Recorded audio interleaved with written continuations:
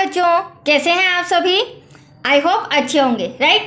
चलिए, मैं Yogita Mirza YouTube channel पे आप सभी बच्चों का स्वागत करती हूँ और आज मैं आपके लिए लेके आई हूँ एक्सरसाइज 3.5 का क्वेश्चन नंबर फर्स्ट का फर्स्ट पार्ट। राइट बच्चों, आज हम ये एक्सरसाइज स्टार्ट कर रहे हैं और इम्पॉर्टेंट एक्सरसाइज है क्योंकि ये जो एक्सरसाइज 3.5 है इसमें हम वज्र गुणन विधि को सीखेंगे। इससे पहले मैंने विलोपन मेथड सिखाई है, प्रतिस्थापन मेथड सिखाई है, आज हम समझेंगे वज्र गुणन विधि। राइट बच्चों, अब देखिए क्या कहना है क्वेश्चन नंबर फर्स्ट में। निम्न रैखिक समीकरणों के युग्मों में से किसका एक अद्वितीय हल है, किसका कोई भी हल नहीं है, या किसके अपरिमित रूप से अनेक हल हैं। तो देखो, हमें जो ये इक्वेशन दी गई है बच्चों, इसकी तुलना पहले हमें a1 b1 c1 a2 b2 c2 से करनी होगी।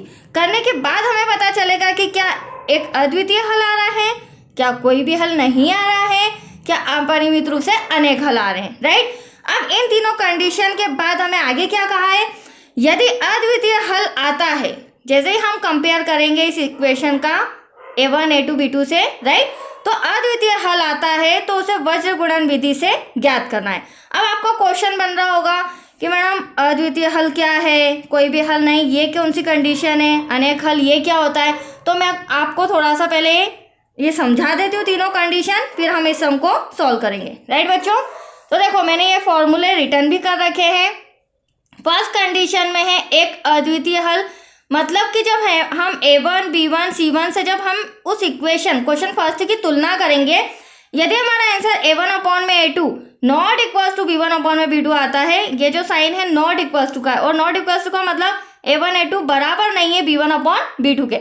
जब ये कंडीशन आती है इसका मतलब ये अद्वितीय हल है, और अद्वितीय हल होता है तो हमें वज्र गुणन मेथड को सॉल्व करना होगा। अदरवाइज कोई हल ना है, या आता है या अपरिमित रूप से अनेक हल होते हैं, तो हमें वज्र गुणन नहीं करना है। ठीक है।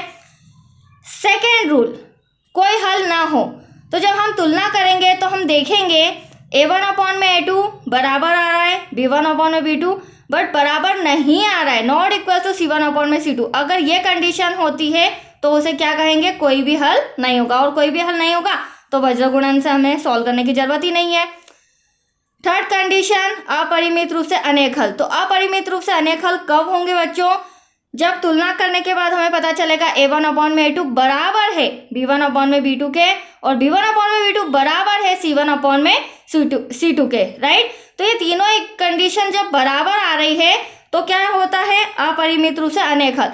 लेकिन इसमें भी हमें वज्र गुणन विधि सॉल्व नहीं करनी है। राइट बच्चों, मैं पहले क्लियर करा देती हूँ, हमें तीनों कंडीशन तो आप समझ गए होंगे, लेकिन वज्र गुणन विधि को कब सॉल्व करना है, जब हमारी तुलना करने पर यह कंडीशन आ रही है a1 अपॉन में a2 not equal to b1 upon में b2, मतलब कि अद्वितीय हल, तो हम वज्र गुणन विधि से सॉल्व करेंगे। अदरवाइज इन दोनों कंडीशन में नहीं करेंगे। राइट, तो यह कब पता चलेगा, जब हम तुलना करेंगे।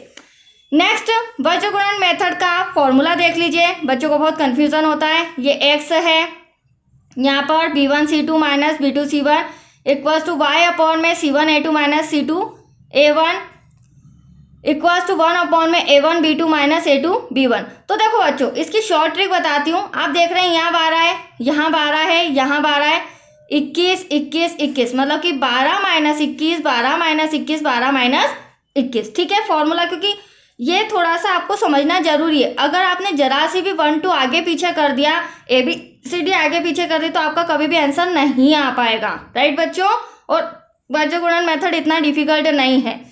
दूसरी इंपॉर्टेंट बात, 12 21 आप समझ जाएंगे तो आपको B से स्टार्ट करना है। कहने का मतलब BC BC CA CA और AB AB, मतलब कि अगर आप B से स्टार्ट करते हैं तो B से C पे जाना है, C से स्टार्ट करते हैं तो C के बाद क्या आ जाएगा, वापस से A। ये ट्रिक देख लीजिए आप।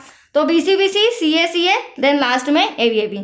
तो आया आपको समझ में फॉर्मूला बच्चों, ये शॉर्ट ट्रिक दे रही हूँ, इसी अकॉर्डिंग आपको फॉर्मूला समझ के करना है। ठीक है, तो चलिए आ जाइए, कंपेयर करते हैं, हम तुलना करते हैं। तो यहाँ पर हमें लिखना पड़ेगा निम्न समीकरणों की तुलना। हाँ, एक बार समय स्टार्ट करने के पहले एक बार और बता देती हूँ, वज्र गुणन मेथड जो होती है उसमें हमेशा इक्वल में 0 होना चाहिए। यदि इक्वल में 0 नहीं होता है तो उसे हम अरेंज कर लेंगे, मतलब कि अगर इक्वल में मान लो 3 या 2 इधर होता तो उसे मैं अरेंज करके इधर ले लेती और इक्वल में 0 लिख लेते। राइट, चलिए अब स्टार्ट करते हैं हम।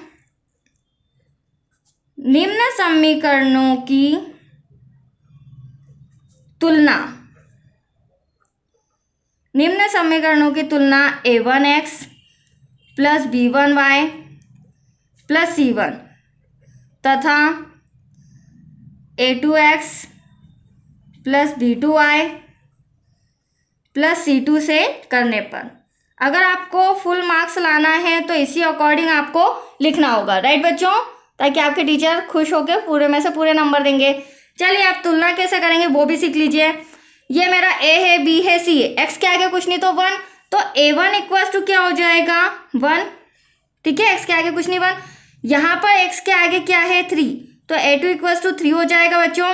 ठीक वैसे ही b1 इक्वल्स टू माइनस का 3, साइन का ध्यान रखना, b2 इक्वल्स टू माइनस का 9, ठीक वैसे ही c1 इक्वल्स टू माइनस का 3, then c2 equals to minus का 2।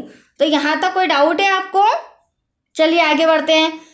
अब देखिए इसे मैं डिवाइड लगा देती हूँ, तो यहाँ पर 1/3 कुछ भी कैंसिल नहीं हो सकता, तो ये 1/3 एज इट इज ऐसा कैसा इक्वल्स टू, राइट, यहाँ माइनस से माइनस कैंसिल कर देते हैं, 3 1 जा 3, 3 3 जा 9, तो एटलीस्ट यहाँ भी क्या आ रहा है बच्चों 1/3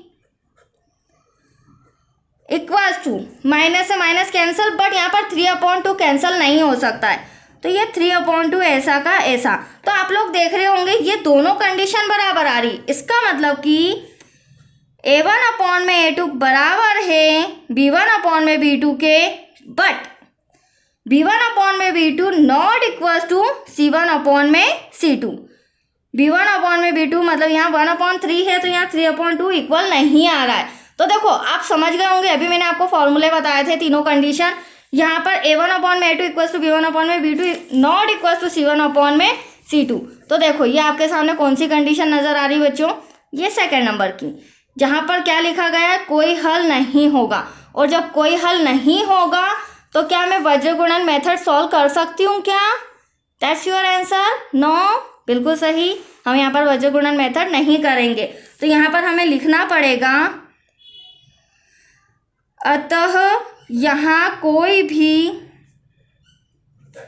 हल नहीं होगा, दैट्स योर आंसर।